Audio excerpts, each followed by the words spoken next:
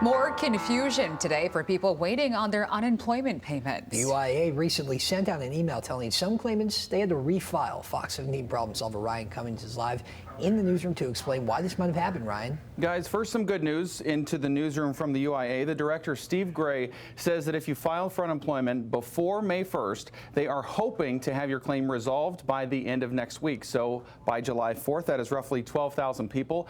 About 10% of those claims were submitted by us at Fox 17 last week. As for that email you mentioned, it is confusing because if people have questions, they can't really get through on the phone lines.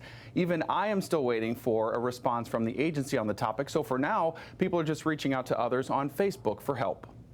These are the posts that are popping up all over Facebook on a Michigan unemployment help page. People uploading emails from the UIA asking for clarification.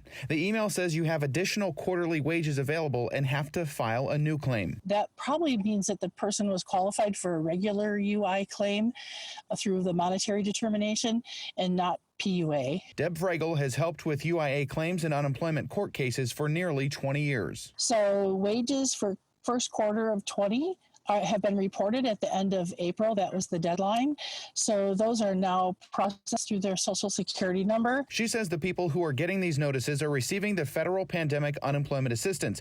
Most likely they had a job with W-2s, but they just didn't have enough earnings to qualify for regular benefits. So through the CARES Act, they got some money. But when their quarterly earnings were recently reported, it now shows they made enough for a regular claim. This quarter is never really used, but because of the CARES Act and the way that it's written, someone who just started a job in January or February was also able to get unemployment if they were off work for a COVID reason. I don't think it's the best way to get this done, but it is a way, and it's probably the best way that they have that they can do it now. Instructions on the email say to file as soon as possible. Log into MyWham and follow the links under account alerts.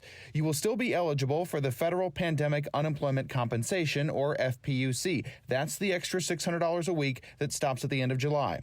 Once you apply, you may qualify for more than what you're currently receiving under PUA. And the good part, too, Ryan, is that they wanted to make sure these people got benefits, and so they weren't qualified monetarily because those first quarter of 20 wages weren't reported. So they flipped them over to PUA so they could pay them. That's a good thing. When asked on Tuesday about the UIA's handling of claims during the pandemic, what should change within the agency, and whether the state has failed Michiganders, Governor Whitmer said this. We're working with a system that for 8 years was underinvested in, and barriers were created between the unemployed and the agency.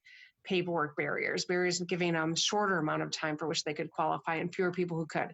I remedied a lot of that just through executive order because of the nature of this pandemic. And so I know that it's been hard for families to navigate. We are working so hard to clear the rest of those cases, and we're getting there. We're making big progress every week, and we won't stop until we've gotten to every single person. And the director of the UIA is set to answer more questions in front of lawmakers tomorrow, including an update on the phone systems, the back pay, and a potential reopening of those UIA offices that a lot of people want to talk with somebody in person.